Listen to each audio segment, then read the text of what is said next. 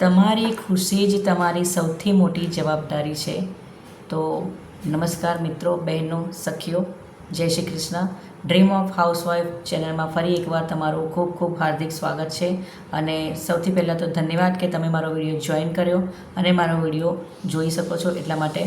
તો આજનો ટૉપિક છે કે આપણી ખુશી જ આપણી સૌથી મોટી જવાબદારી છે.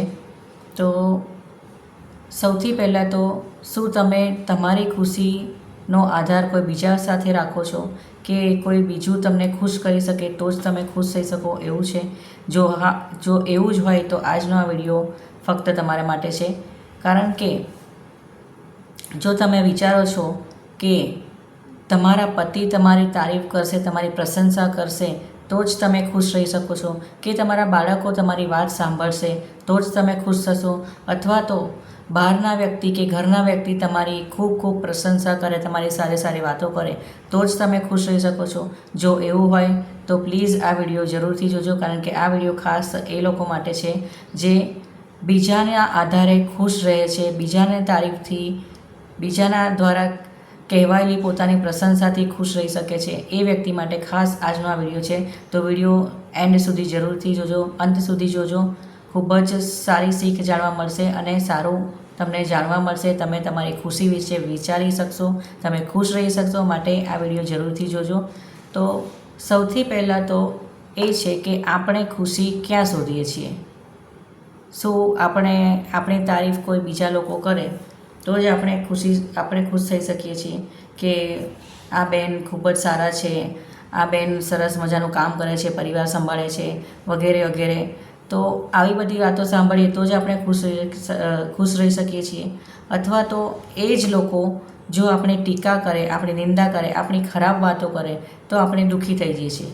એટલે આવું હોય છે કે કોઈ આપણી તારીફ કરે તો આપણે ખુશ થઈ જઈએ અને કોઈ આપણી ટીકા કરે, ટિપ્પણી કરે તો આપણે દુઃખી થઈ જઈએ છીએ. એટલે આપણી ખુશી શું બીજાના પર આપણે નિર્ભર રાખવાની છે? આપણે બીજાના આધારે ખુશ રહેવાનું છે કે આપણે પોતાના માટે ખુશ રહેવાનું છે? જો તમે પણ આવું વિચારતા હોય તો આ તમારો વિચાર બદલી નાખજો, કારણ કે આપણી ખુશીની જવાબદારી આપણે જ લેવાની છે. એવું નથી કે કોઈ બીજું આપણી તારીફ કરશે તો આપણે ખુશ થઈ શકીશું. ખુશ થઈએ એવું નથી કે ના થઈએ, કોઈ આપણી તારીફ કરી તો આપણને પ્રસન્નતા મળે છે, પણ એવું નથી કે એના સિવાય આપણે દુઃખી થઈને ફરીએ કે કોઈ આપણી તારીફ નથી કરતું, કોઈ આપણી સારી વાતો નથી કરતું, કે કોઈ આપણા વિશે સારી પ્રશંસા નથી કરતું, કે મારા બાળકો મારું સાંભળતા નથી. આ બધા વિચારોથી જો આપણે દુઃખી થઈ જતા હોય તો એ તદ્દન ખોટી વાત છે. કારણ કે ખુશ રહેવા માટે બીજાની જરૂર નથી. આપણે આપણી ખુશીની જવાબદારીનું કારણ પોતે જ બનાવવાનું છે. કારણ કે જો આપણે ખુશ હશું તો જ આપણે પરિવાર ખુશ રહેશે, આપણા બાળકો ખુશ રહેશે અને આપણે પણ ખુશ રહીશું અને આપણું જીવન પણ હસી ખુશીથી ભરપૂર રહેશે. તો આજે હું તમને ખુશીની વાતથી એક વાત શેર કરવા માગું છું કે રીનાબેન કરીને એક બહેન હતા જે દરરોજ સવારે 5 વાગે ઉઠી જાય. વહેલી સવારે 5 વાગે દરરોજ એ ઉઠી જતા, ઘરનું બધું જ કામ સંભાળી લેતા, છોકરાઓની જવાબદારી, છોકરાઓને સ્કૂલે મોકલવાની જવાબદારી, પતિનું ટિફિન સંભાળી લેતા, સાસુ સસરાની સેવા, દવા, ચા નાસ્તો, ઘરનું બધું જ સાફ સફાઈ કામ બધું જ એ કરતા. અને એ પછી જ્યારે આખા દિવસના કામ દરમિયાન એ જ્યારે સાંજે અરીસા સામે ઊભા રહેતા, પોતાના બેડરૂમમાં જઈને આખા દિવસનું કામ પતાવીને પોતાના બેડરૂમમાં જઈને અરીસા સામે પોતાનો ચહેરો જોતા તો એમને એક દુઃખની થાકનો અનુભવ થતો કે એમના પોતાના ચહેરા પર કેટલો થાક છે, કેટલું દુઃખ છવાયેલું છે એવું એમને અનુભવવા લાગ્યું. ત્યારે જ એમની દીકરીએ એમને પૂછ્યું કે મમ્મી, તમે છેલ્લે ક્યારે દિલ ખોલીને હસ્યા હશો? ત્યારે એ રીનાબેનને એ વાત સમજાઈ કે ના, બધાની જવાબદારીઓ માથે લેતા બધાના કામ સંભાળતા ઘરની જવાબદારી સાથે રાખીને ચાલતા, ઘર પરિવારના સભ્યોની, મેમ્બરોની જવાબદારીને સાથે રાખતા એ પોતાને ખુશ રાખવાનું ભૂલી ગયા છે. પોતાની જવાબદારીનું, પોતાને સાચવવાનું, પોતાની જાતને સંભાળવાનું ભૂલી ગયા છે. અને ત્યારથી જ એમણે નક્કી કર્યું કે ભલે ઘરના ગમે તેટલા કામ હોય, બધાના પરિવારની જવાબદારી હોય, પતિની જવાબદારી હોય, છોકરાઓની જવાબદારી હોય, આ બધાની જવાબદારી સાથે હું દિવસમાં 15થી 20 મિનિટ મારા માટે જરૂર કાઢીશ. એ 15થી 20 મિનિટમાં હું મારો ટાઈમ સાચવીશ કે એ 15થી 20 મિનિટમાં મને જે ગમશે એ કરીશ. પુસ્તક વાંચીશ, ભગવાનનું નામ સ્મરણ કરીશ, યોગા કરીશ, કે ડાન્સનો શોખ હશે તો ડાન્સ કરીશ, ભરતનાટ્યમનો શોખ હશે તો એ પણ કરીશ, અથવા કોઈ વિડીયો કે સોશિયલ મીડિયા પર કામ કરવાનો શોખ હશે તો એ પણ કરીશ. મારા જૂના સપના જે અધૂરા રહી ગયા છે એને ફરીથી હું નવા ઊભા કરીશ, ફરીથી જાગૃત કરીશ, એને પૂરા કરવાનો શોખ ઊભો કરીશ. અને એ જ રીતે એમને વિચાર્યું કે હવે હું દિવસની 15થી 20 મિનિટ મારા માટે જરૂર કાઢીશ અને આ 20 મિનિટમાં હું મારા સપના જે અધૂરા છે અથવા જે હમણાં થોડા કોઈના સપના ઊભા થયા હોય, કારણ કે અત્યારે સોશિયલ મીડિયા પર ઘણું બધું ચાલી રહ્યું છે. ઘણી લેડીઝો સોશિયલ મીડિયા પર આગળ વધી રહી છે. ઘરની જવાબદારી સાથે રાખીને સોશિયલ મીડિયા પર વિડીયો બનાવીને ઘણી બધી મહિલાઓ અર્નિંગ કરે છે, આગળ વધી રહી છે, નામ બનાવે છે. એવા અમુક સપનાઓ હોય છે જે લેડીઝોના વધતી ઉંમરે 35થી 40ની ઉંમરે શરૂ થતા હોય છે, જે એમને પૂરા કરવા હોય છે, પણ ઘરની જવાબદારી વચ્ચે એ નથી કરી શકતી. માટે રીનાબેને પણ એવું વિચાર્યું કે હવેથી હું પણ મારા માટે 15થી 20 મિનિટ જરૂર ફાળવીશ.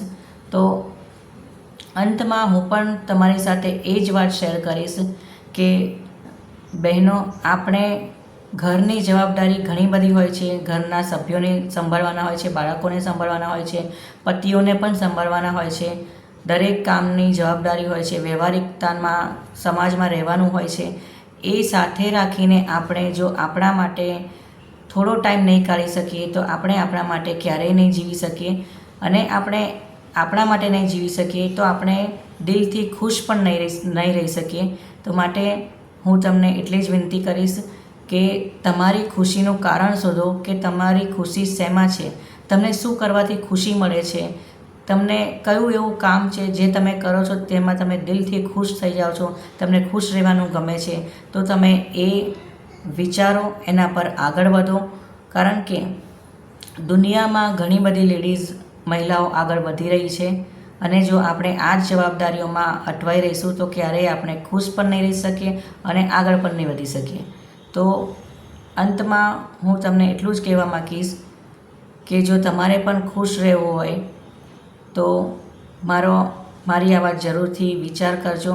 કારણ કે ખુશ રહેવા માટે મોંઘા કપડાની પણ જરૂર નથી, મોંઘી ગિફ્ટની પણ જરૂર નથી, કે મોટા બંગલાઓમાં રહેવું એ પણ જરૂર નથી કે હું મોટા બંગલામાં રહીશ તો જ ખુશ રહીશ, કે મારી પાસે કાર હશે, બંગલા હશે, મારો પતિ સારો એવું કમાતો હશે તો જ હું ખુશ રહીશ, કે મારા બાળકો મારું વાત સાંભળશે, મારું કહેલું કરશે તો જ હું ખુશ રહીશ. એવું નથી હોતું. આપણી ખુશીની જવાબદારી આપણી પોતે જ છે. કારણ કે આપણે ત્યારે જ ખુશ રહી શકીશું જ્યારે આપણે જેવા છે એવા જ આપણે પોતાની જાતને એક્સેપ્ટ કરીશું, એવા જ આપણે પોતાની જાતને સ્વીકારીશું, તો જ આપણે મનથી દિલથી ખુશ રહી શકીશું અને પરિવાર પણ ખુશ રાખી શકીશું. કારણ કે જો એક ઘરની મહિલા ખુશ રહેશે તો જ તેનો પરિવાર પણ ખુશ રહેશે, એ પણ ખુશ રહેશે અને એનું જીવન પણ ખુશીઓથી ભરાઈ જશે. માટે હું તમને હાથ જોડીને વિનંતી કરું છું કે મારી આ વાત જરૂરથી યાદ રાખજો. કારણ કે ખુશ રહેવા માટે આપણે આપણી ખુશીની ચાવી બીજાના હાથમાં તો ના જ આપી દેવાય. કારણ કે જો એ જ આ કરશે તો જ આપણે દિલથી હસી શકીશું, દિલથી બોલી શકીશું, ખુશ રહી શકીશું. એવું તો નથી હોતું. આપણી ખુશીની ચાવી આપણે આપણા હાથમાં જ રાખવાની છે.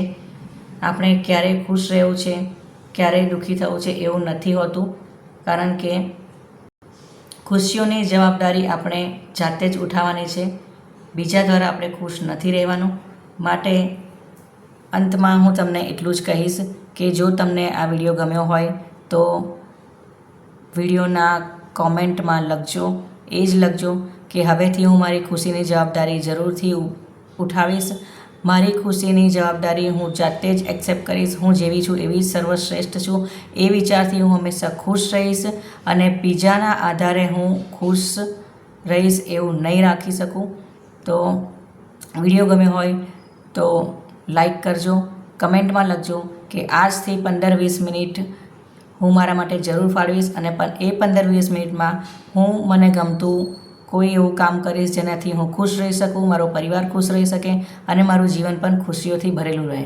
તો વિડીયો ગમ્યો હોય તો લાઈક કરજો, કમેન્ટ કરજો અને વધારેમાં વધારે શેર કરજો. જે લોકો બીજાના આધારે ખુશ થાય છે, બીજાના આધારે પોતાની જિંદગી જીવે છે, બીજાનાથી ખુશ રહી શકે છે, એ લોકોને આ વિડીયો જરૂરથી શેર કરજો. કારણ કે ખુશ રહેવું એ આપણી પોતાની જવાબદારી છે, નથી કે બીજાની, કે બીજા કોઈ આપણી પ્રશંસા કરશે તો આપણે ખુશ થઈ શકીશું, આપણે હસી શકીશું, બોલી શકીશું, એવું નથી હોતું.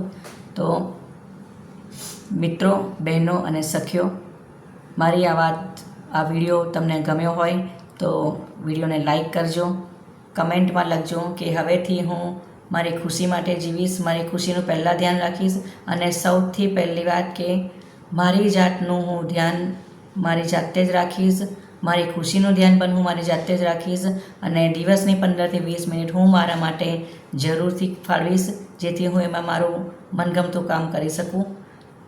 તમારી સાથે એક વાત શેર કરવાની હતી કે હું પણ પહેલાં આવું જ વિચારતી હતી કે કોઈ આપણી પ્રશંસા કરે તો જ હું ખુશ થતી હતી. મને મતલબ તમે સમજી શક્યા હશો કે હું કોઈની વાતથી દુઃખી કોઈ મારી એવી વાત કરે તો હું દુઃખી થઈ જતી, અથવા તો કોઈ મારી સારી વાત કરે તો હું ખુશ થઈ જતી. મારી સાથે પણ આવું થતું હતું. પણ જ્યારથી મેં એવું વિચાર્યું છે કે નહીં, હવે મારું 39 વર્ષ ચાલુ થઈ ગયું છે, હું 39 વર્ષની ઉંમરે યુટ્યુબ ચેનલમાં જોઈન થઈ રહી છું, મારા વિડીયો બનાવી રહી છું, શોર્ટ્સ બનાવી રહી છું. તો હવે મારે પોતાના માટે કંઈક કરવું છે, મારી ખુશીનું ધ્યાન મારે જાતે જ રાખવું પડશે. મને શું ગમે છે એ મેં શરૂઆત કરી દીધી છે. તો જ્યારે મેં શરૂઆત કરી શકું છું તો તમે કેમ નહીં? મને પણ દિવસના 2 થી 3 કલાક જ મળે છે. મારે પણ ઘરની જવાબદારી છે, સાસુ સસરા છે, બાળકો છે, પતિ છે, બધાની જવાબદારીને સાથે રાખીને હું મારા માટે બપોરના 2 થી 3 કલાક કાઢી લઉં છું. એ 2 થી 3 કલાકમાં હું આરામ નથી કરતી. મને વિડીયો બનાવવાના ગમે છે, સોશિયલ મીડિયા પર એક્ટિવ થવાનું મને ગમે છે. તો એ 2 થી 3 કલાક દરમિયાન હું મારું આ મનગમતું કામ કરી લઉં છું. તો મારી વાતથી જરૂરથી પ્રેરણા લેજો કે જો હું કરી શકું છું તો તમે કેમ નહીં? તો જરૂરથી મારી આ વાતને ધ્યાનમાં રાખજો. જો આપણે ધારીએ તો આપણા માટે દિવસની 15-20 મિનિટ જરૂરથી કાઢી લઈશું અને એ 15-20 મિનિટમાં આપણે આપણું ગમતું કામ કરીશું અને આપણો શોખ પૂરા કરીશું, આપણું જીવન આગળ વધારીશું અને જીવનને ખુશીઓથી ભરી દઈશું. તો ફરી એકવાર હું તમને હાથ જોડીને વિનંતી કરું છું કે ખુશ રહેવાની જવાબદારી તમારી છે. માટે હવેથી કમેન્ટમાં એવું લખજો કે હવેથી હું બીજાના આધારે ખુશ નહીં રહી શકું, હું મારી ખુશીનું કારણ જાતે જ ઊભું કરીશ અને મારી જાતે જ ખુશ રહીશ. તો વિડીયો ગમ્યો હોય તો લાઈક કરજો, કમેન્ટ કરજો અને મારી ચેનલને સબસ્ક્રાઈબ કરવાનું ભૂલતા નહીં. કારણ કે હું પણ આગળ વધવા માગું છું, કંઈક કરવા માગું છું, યુટ્યુબ ચેનલમાં મારું નામ બનાવવા માગું છું. માટે પ્લીઝ હાથ જોડીને નમ્ર વિનંતી છે કે વિડીયો ગમ્યો હોય તો લાઈક કરજો, શેર કરજો અને મારી ચેનલને સબસ્ક્રાઈબ કરજો, જેથી હું પણ આગળ વધી શકું અને મારા સપનાઓ પૂરા કરી શકું. નમસ્કાર. હવે આપણે ફરી મળીશું એક નવા ટૉપિક સાથે, નવા વિડીયોમાં. ડ્રીમ ઓફ હાઉસવાઈફ ચેનલમાં ફરીથી મળીશું. ત્યાં સુધી જય શ્રી કૃષ્ણ.